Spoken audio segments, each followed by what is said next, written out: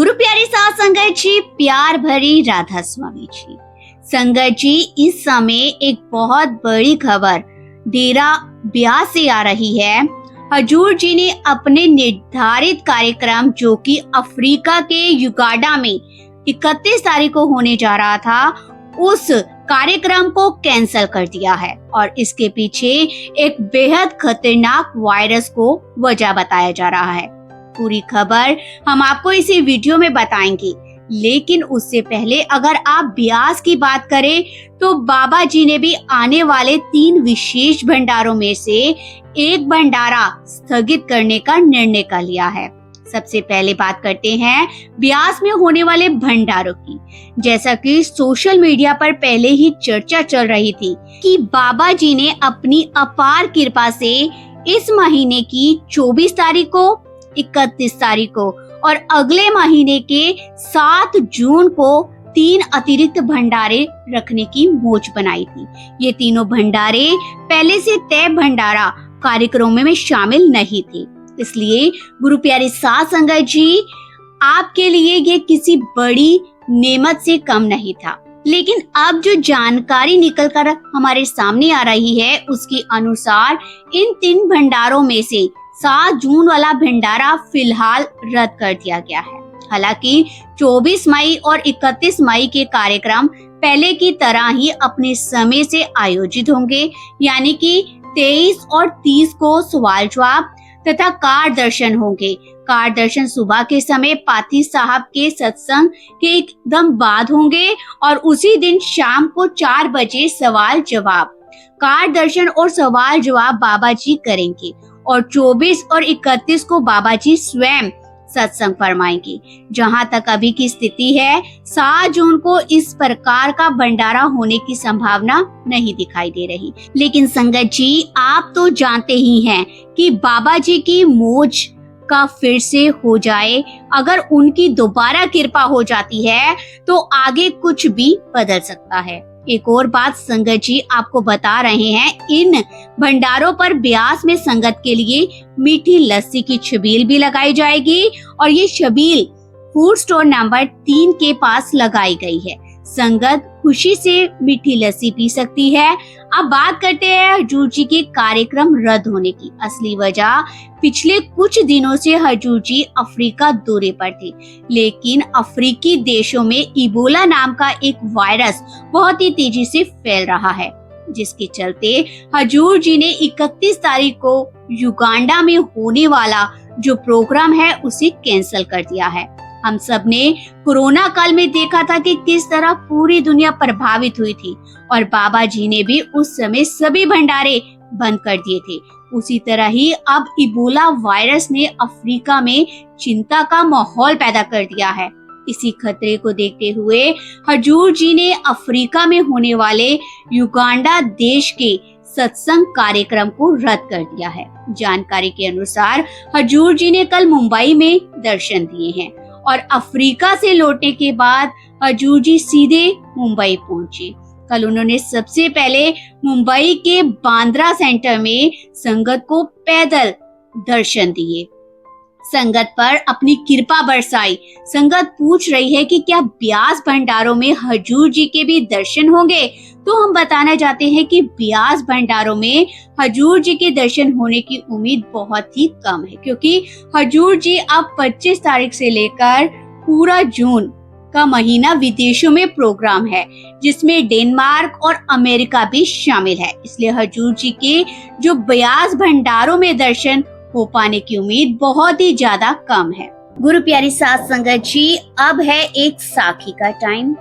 बाबा जी की प्यारी साथ संगत जी, एक परिवार है जिसके सदस्य बाबा जी को बहुत मानते हैं।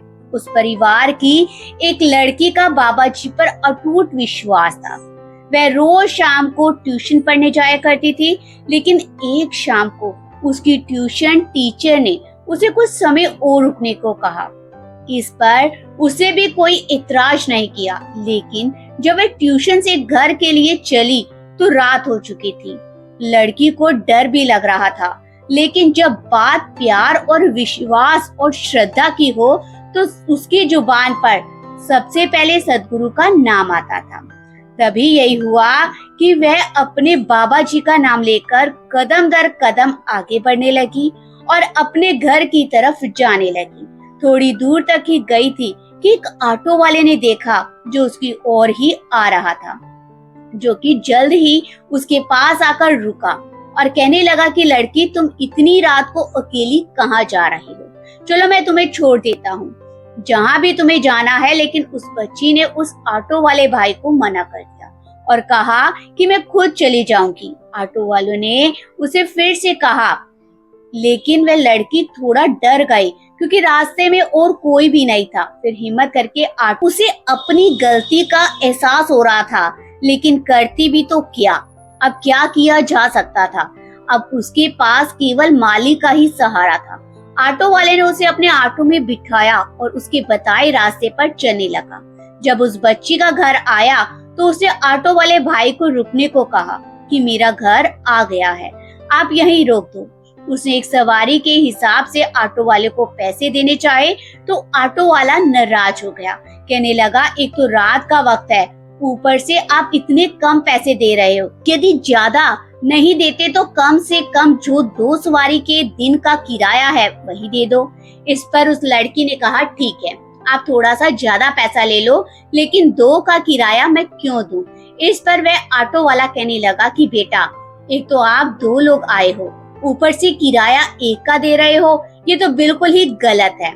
आपके साथ जो सफेद कपड़े पहने दाढ़ी वाले सरदार जी थे, इनका किराया कौन देगा? ये तो कुछ बोल नहीं रहे हैं और मैं कोई मूर्ख नहीं हूँ जो रात को मैं 2 सवारी लेकर जाऊं और किराया 1 का लूं। आप 2 लोगों का किराया मुझे दे दो। बस इतना सुनते ही कि गाड़ी वाले सरदार जी का किराया कौन देगा, उस लड़की की आंखों में आंसू आ गए। उसने एकदम से 2 सवारी के पैसे निकालकर उस ऑटो वाले को दे दिए। उसकी आंखों में आंसू आ रहे थे। उसका रोना ऑटो वाले की समझ में बाहर था और उसे यह भी नहीं पता था कि वह अपने ऑटो में आज किसको बिठा कर लाया था। लेकिन आज वह बच्ची पूरी तरह से जान चुकी थी कि उसकी बाबा जी उसके साथ है और उसके साथ आज ये सब क्यों हुआ। उसे मन ही मन अपने सद्गुरु, अपने बाबा जी को याद किया और धन्यवाद दिया। मैं समझ चुकी थी कि उसके साथ ऑटो में आज कोई और नहीं बल्कि बाबा जी खुद उसकी रक्षा करने के लिए आए थे, जो कि उस समय उस ऑटो वाले को देख रहे थे। उनकी ही दया थी, तभी वह ऑटो उस तक आया। न केवल उस तक आया बल्कि वे उसके साथ खुद बैठकर उसे उसके घर तक सही सलामत ले आए। इस बात के बाद वह बहुत ज्यादा रोई और बाबा जी को बहुत याद करने लगी और कहने लगी, बाबा जी शुक्रिया, आपका बहुत बहुत शुक्रिया, मेरा इतना साथ दिया।